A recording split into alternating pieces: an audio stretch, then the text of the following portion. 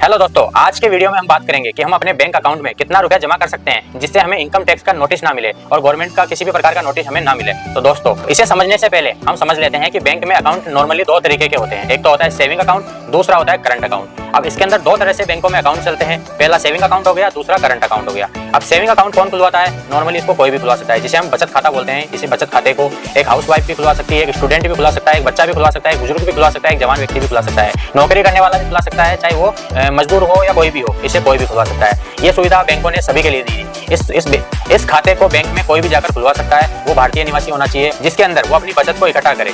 बचत खाता मतलब सेविंग अकाउंट, जिसमें वो अपनी बचत को इकट्ठा करे। दोस्तों, ये हो गया पहला अकाउंट। दूसरा हो गया करंट अकाउंट। तो दोस्तों, करंट अकाउंट कौन खुलवाता है? इसे खुलवाते हैं बिजनेसमैन, जो व्यवसाय करते हैं, बड़े बड़े बिजनेस करते हैं, वो करंट अकाउंट को खुलवाते हैं। अब दोस्तों, बात करते हैं कि करंट अकाउंट और सेविंग अकाउंट में कितना पैसा हम जमा कर सकते हैं एक साल में, जिससे हमें गवर्नमेंट की तरफ से, इनकम टैक्स की तरफ से कोई नोटिस ना मिले। तो दोस्तों, सबसे पहले बात करते हैं सेविंग अकाउंट की। तो दोस्तों, सेविंग अकाउंट में एक साल के अंदर हम 10 लाख रुपए तक जमा करा सकते हैं और 10 लाख रुपए तक निकासी कर सकते हैं। इससे ज्यादा करवाओगे तो आपके इनकम टैक्स का नोटिस आ सकता है। दोस्तों, एक साल कैसे? तो दोस्तों, बैंकों में एक साल कैसे होता है? तो 1 अप्रैल 2024 से हमने शुरू किया और 31 मार्च 2025 तक हम जितना पैसा जमा और निकासी करवाते हैं, उस फाइनेंशियल ईयर को हमारा बैंक कैलकुलेट करता है। उसी के हिसाब से हमारे पास नोटिस आते हैं अगर हम 10 लाख से ज्यादा हम पैसा डलवाते हैं या निकलवाते हैं। तो दोस्तों, ये पहला अकाउंट हो गया। दूसरा हो गया करंट अकाउंट। दोस्तों, करंट अकाउंट में हम एक साल में, वही फाइनेंशियल ईयर, इस एक साल के फाइनेंशियल ईयर में हम कितना पैसा जमा कर सकते हैं? तो दोस्तों, इसके अंदर हम 40 लाख रुपए तक जमा कर सकते हैं। बिजनेसमैन इसके अंदर 40 लाख तक जमा कर सकते हैं। इससे ज्यादा निकासी नहीं कर सकते और 40 लाख तक निकासी कर सकते हैं। दोस्तों, इससे ज्यादा अगर वो करते हैं तो उनको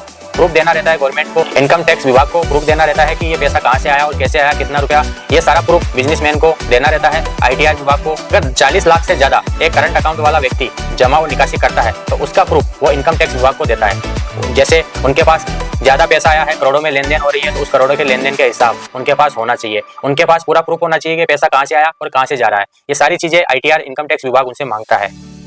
अब दोस्तों, हम बात करते हैं, कई लोग क्या करते हैं, अपने अकाउंट में दूसरों का पैसा ले लेते हैं, यारी रिश्तेदारी में पैसा ले लेते हैं और अपने अकाउंट में डलवा लेते हैं कि ला मेरे खाते में डाल दे और जब जरूरत पड़े निकाल लेना। तो दोस्तों, उनके खाते का लेन देन 10 लाख के बाहर चला जाता है। नॉर्मल सेविंग अकाउंट में वो पैसा ज्यादा ले लेते हैं, 10 लाख से बाहर चला जाता है। तो यह नहीं है कि जैसे आपका 10 लाख के बाहर तुरंत इनकम टैक्स का आपके पास मैसेज आएगा, नहीं दोस्तों। कई बार ये 4-4, 5 साल बाद में इनकम टैक्स के नोटिस आते हैं। वो भी कब? जब आपने 5 साल पहले कोई अगर 10 लाख के बाहर की आपकी लेन देन फाइनेंशियल ईयर में हुई है तो उसके 5-6 साल बाद में आपके पास इनकम टैक्स का नोटिस आएगा। तब आपको पता भी नहीं रहेगा कि आपने किसका पैसा लिया था, किसको डाला था, तो आप उसको प्रूफ भी नहीं कर पाओगे। तो दोस्तों, इस गलती से बचिए। अधिकतर लोग ये गलती करते हैं और फिर भूल जाते हैं कि हमने कब इतना पैसा ले लिया। तो दोस्तों, इसका फिर इनकम टैक्स विभाग पेनल्टी लेता है, या तो आपको जेल होती है या फिर आपके अमाउंट का 60% तक आपको इनकम टैक्स पे करना रहता है। जो भी आपने 10 लाख के ऊपर लेन देन किया उसका 60%, 60% आप इनकम टैक्स विभाग को पे करेंगे, तभी आप छूटोगे या फिर आपको जेल जानी पड़ेगी। दोस्तों, अपने खाते में किसी का पेमेंट ना ले, मनी म्यूल से बचे और इनकम टैक्स से बचने के लिए आप 1 नंबर का पैसा ही अपने खाते में लेन देन करें। वो भी अगर आपका सेविंग बचत खाता है तो 10 लाख रुपए तक 1 ईयर के फाइनेंशियल ईयर में,